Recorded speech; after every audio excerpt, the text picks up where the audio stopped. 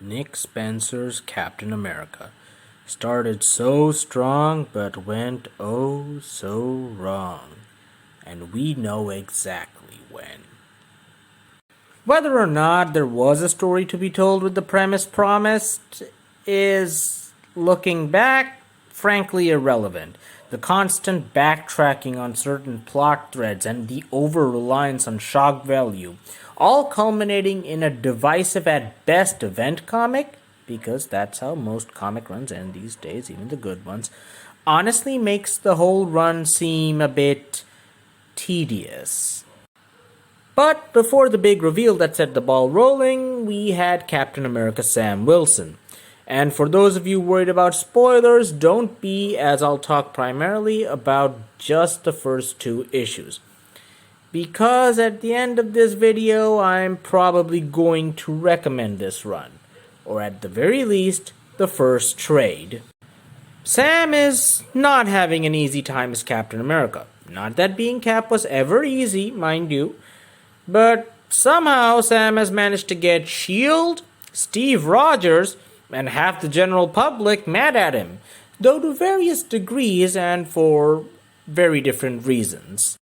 S.H.I.E.L.D is mad at him because someone called the Whisperer leaked their private files, including files about a project called Kobik, which was a S.H.I.E.L.D experiment involving cosmic cube fragments. For those of you who might not know, the cosmic cube is used to alter reality, and it was in the hands of a clandestine ops group headed by Maria Hill. If you felt a shiver down your spine, congratulations, you just realized the implications of the Kobik project. Sam, realizing that the Whisperer would never get a fair trial, helps him escape from S.H.I.E.L.D. As a result, they cut off all support from Sam's missions from now on. Steve is also mad at Sam for letting the Whisperer escape, but not because he agrees with S.H.I.E.L.D. Steve's had plenty of mishaps with cosmic cubes before and after, but he doesn't know that yet, and knows S.H.I.E.L.D. can't be trusted with such a project. But the Whisperer did illegally leak the files, and while it may have come from a place with good intentions, he did still break the law. Sam sadly notes that despite the fact that the two of them always fought for the same thing, they were always a world apart. Steve believes that his country will always do the right thing in the end, while Sam, he can only hope it does.